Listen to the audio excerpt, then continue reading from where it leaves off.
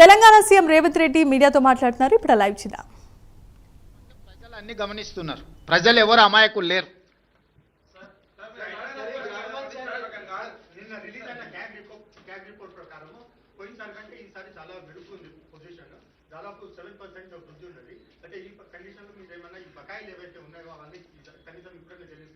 ఏం బకాయి? నీకేం బకాయి ఉంది రాహుల్? ఎవరికి? డిస్కమ్లక చేద్దాం. నేను ముందే చెప్పిన ఆదాయం పెంచుతాం, పేదలకు పంచుతామని.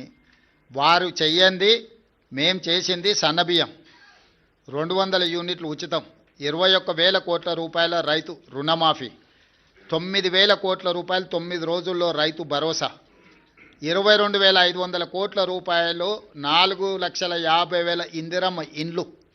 ఇట్లా చంద్రశేఖరరావు గారు చెయ్యని చాలా పనులను ఈరోజు మేము చేసినాము. ఈ ఆదాయాన్ని పెంచుకుంటూనే దుబారాను తగ్గించుకుంటూనే ఈరోజు ఈ పథకాలన్నిటిని కూడా అమలు చేస్తున్నాము.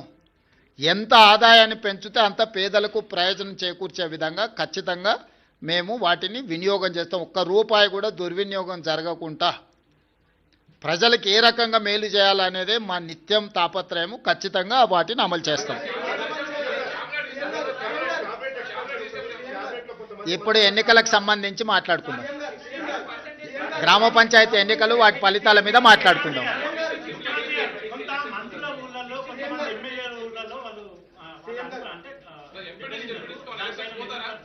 ఇప్పుడు గజ్వెల్ల కేసీఆరే దెబ్బతిని ఓడిపోయి అక్కడ ఉన్నాడు. ప్రధాన ప్రతిపక్ష నాయకుడే ఓటమి చెందిండు. మెజారిటీ సీట్లు కాంగ్రెస్కి వచ్చినాయి. గ్రామాల ఎన్నికలు గ్రామ పరిస్థితులను బట్టి జరుగుతాయి. శాసనసభ్యుడినో మంత్రినో ముఖ్యమంత్రినో పట్టి జరగవు. ఓవరాల్గా ఫీల్ గుడ్ ఫ్యాక్టర్ ఉంటుంది. గ్రామంలో ఉండే నేపథ్యాన్ని, సామాజిక వర్గాల సమతుల్యతను దృష్టిలో పెట్టుకొని ఎన్నికలు జరుగుతాయి. ఎట్లా జరిగినా ఫలితాలు అనేది ఇక్కడ కళ్ళకు కట్టినట్టుగా కనిపిస్తున్నాయి. 94 నియోజకవర్గాలలో 87 శాసనసభ నియోజకవర్గాలలో కాంగ్రెస్ పార్టీకి మెజారిటీ వచ్చింది. ఈ లిస్ట్ అంతా మీకు ఇస్తాము.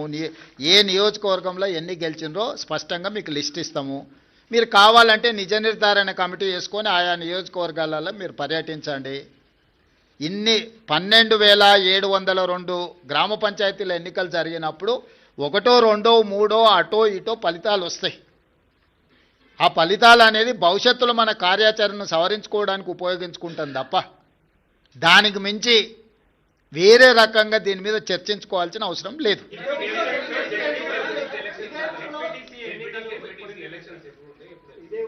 తొందరలోనే శాసనసభ పెట్టి చర్చ చేసి అందరి అభిప్రాయం తీసుకుంటాం ఎట్లా ముందుకు వెళ్దాం అనేది. ప్రతిపక్షాలకు కూడా అవకాశం ఇస్తాం. ఆ ఎన్నికల్ని ఎంపీటీసీ, జడ్పీటీసీ, మున్సిపల్ ఎన్నికలు, మున్సిపల్ కార్పొరేషన్ ఎన్నికలు, వీటన్నిటికీ సంబంధించి కూడా తొందరలోనే శాసనసభ సమావేశాలు ఏర్పాటు చేసి ప్రతిపక్షాలను కూడా అడుగుతాం ఏ విధంగా ముందుకు వెళ్దాము, 42% బీసీ రిజర్వేషన్లు ఏ విధంగా సాధించుకుందాము, భవిష్యత్ కార్యాచరణ ఎట్లుంటే బాగుంటుందో ప్రజాస్వామిక బద్ధంగా చర్చ చేసి అసెంబ్లీలో ఆ తర్వాత ఎన్నికలపై ఒక నిర్ణయానికి వస్తాం.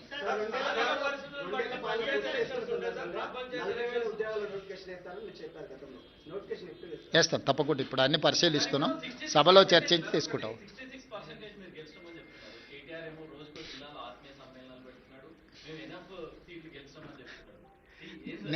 అందుకే ప్రభాకర్ క్లియర్గా నేను పర్సంటేజ్తో సహా గ్రామ పంచాయతీలతో సహా ఈరోజు 94 శాసనసభ నియోజకవర్గాలలో ప్రతి నియోజకవర్గంలో ఏ పార్టీ ఎన్ని గెలిచిందో నేను అధికారికంగా ఒక నోటు విడుదల చేస్తున్నా.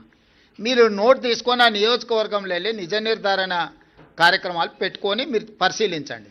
కేటీఆర్ అనేవాడు కాంగ్రెస్ గురించి ఆలోచన చేస్తలేడు. హరీష్ అనేవాడు వెనకాల తవ్వుతున్నాడు. కేటీఆర్ నాయకత్వంలో ఏ ఎన్నికలు జరిగిపోయినా ఓడిపోయిండు కాబట్టి నాయకత్వాన్ని మార్చాలని హరీష్ వెనకాల నుంచి ఏదైతే ప్రయత్నం చేస్తుండో ఆ విషయాన్ని ఏమంటారు డైల్యూట్ చేయడానికి పర్యటనలు పెట్టుకుంటున్నాడు తప్ప ఇది ప్రజలకు కానీ ప్రభుత్వానికి కానీ సంబంధం లేదు. ఇప్పుడు కేటీఆర్ వర్కింగ్ ప్రెసిడెంట్ అయినప్పటి నుంచి జరిగిన ఏ ఎన్నికలు గెలవలే కదా. జనరల్లో అసెంబ్లీ కావచ్చు, జనరల్లో జరిగిన లోక్సభ కావచ్చు, తర్వాత జరిగిన ఉప ఎన్నికలు కావచ్చు, తర్వాత జరిగిన గ్రామ పంచాయతీ ఎన్నికలు కావచ్చు. ఈరోజు హరీష్ వర్గం ఆల్రెడీ సోషల్ మీడియాలో మిగతా మీడియాలలో మొదలుపెట్టింది కదా. కేటీఆర్ ఉంటే ఇంకా పార్టీ మిగలదు కాబట్టి కేటీఆర్ను తప్పించండి, హరీష్కు నాయకత్వాన్ని అప్పచెప్పండి అని ఒక స్లోగన్ తీసుకొని బయలుదేరిండు. సార్ ఇప్పుడు మీ జిల్లాలోనే కూడా జిల్లా తిరుగుతుంది. మీరు హైడ్రా పరిష్కారం తీసుకొచ్చారు. ఆమె ఆధారాలతో సహా ఎంత మేర కబ్జాలైన చెరువులు ఏ ఎమ్మెల్యే బీఆర్ఎస్ ఎమ్మెల్యే చేసిన అనేది మొత్తం పెడుతుంది.